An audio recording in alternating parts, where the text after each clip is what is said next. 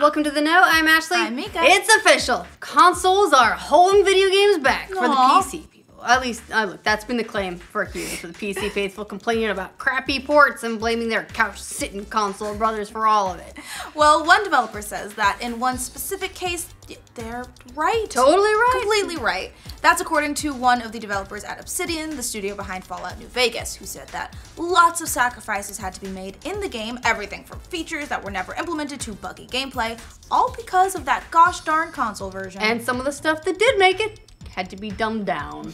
Like, this isn't the first time we've heard this complaint, but it is kind of interesting to hear a developer admit to it, just very candidly. Usually we get a bunch of careful PR speak about platform parity and how they're all the best versions of the game for their platforms and such, which no one really believes, but everyone nods along to be polite because it's kind of like saying that you love one kid more than the other, and no parent's supposed to do that, so. Even though it's always true.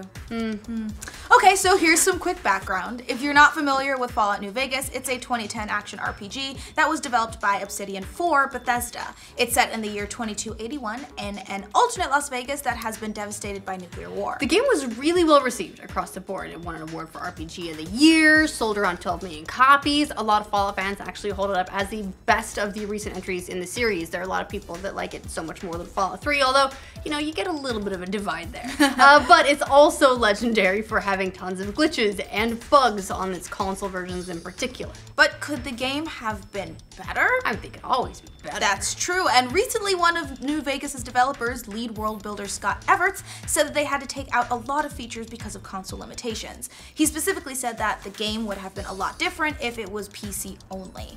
We had a lot of plans early on, like, here's where the water is stored, here's where the farms are, here's where the government is centralized. Now, some of that stuff did end up making it into the game in some form, but Everett said they could have done more with the concepts. He said we had to simplify, so we had less stuff that would bog down the game engine. Oh, and remember all of New Vegas' performance issues on all those consoles? Yeah. Well, they were a huge complaint from gamers who noticed that the game's frame rates would drop to an unplayable level when a save file got too big or when, you know, DLC was installed, a feature of gaming. Right, and the save game issue is always a problem with games like Fallout, where you had like too many saves and then things become an issue, especially games like that where people have all these incremental saves just in case, because who knows, you might want to go back and do a quest differently, or because you know that it's a Bethesda game and you're protecting yourself against its game-breaking bugs. Oh, Bethesda, we love you and your bugs.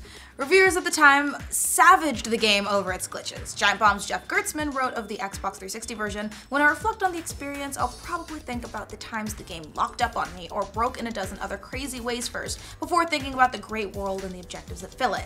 If you were able to look past the issues that plagued Fallout 3 and Oblivion before it, New Vegas will eventually show you a real good time." So basically you just have to take it to dinner first. Yeah, I love the eventually. Eventually.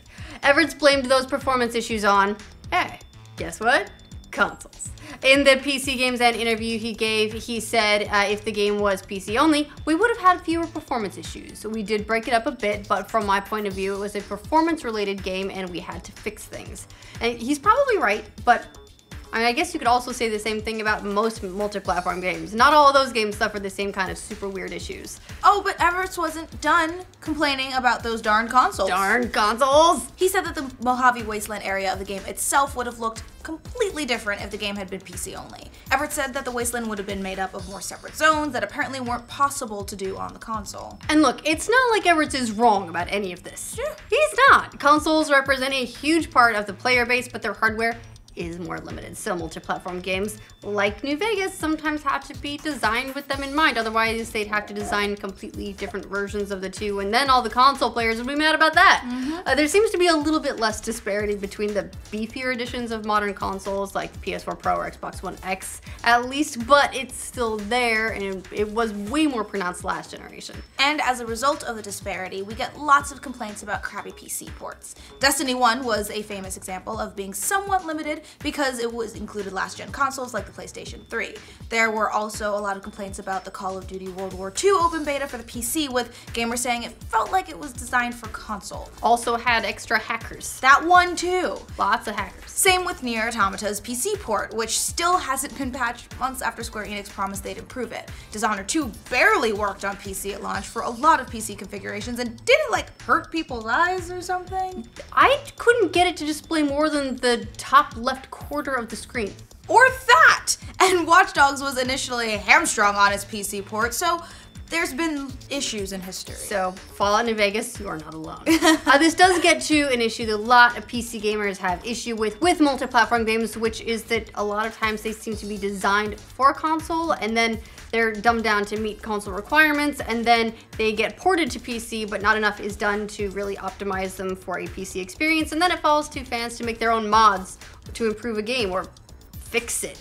We see this with games like Skyrim, which has a lot of fan-made content, and New Vegas had a ton of mods, nearly 18,000 by one count. With its mods, you can add super difficult modes, visit a town run by gangsters, and even summon a massive titan from the sky. Mods are one of the best things about PC gaming, and the New Vegas community is full of them. It's a lot of mods. It's really no wonder Bethesda's trying to get in on that action with the Creation Club, everyone's favorite new feature. Oh goodness. On the other hand, while devs might blame consoles for holding a game back, the fact is that they made a ton of money in extra sales if their game is multi-platform. I doubt Bethesda will give back the money it made from New Vegas console sales anytime soon.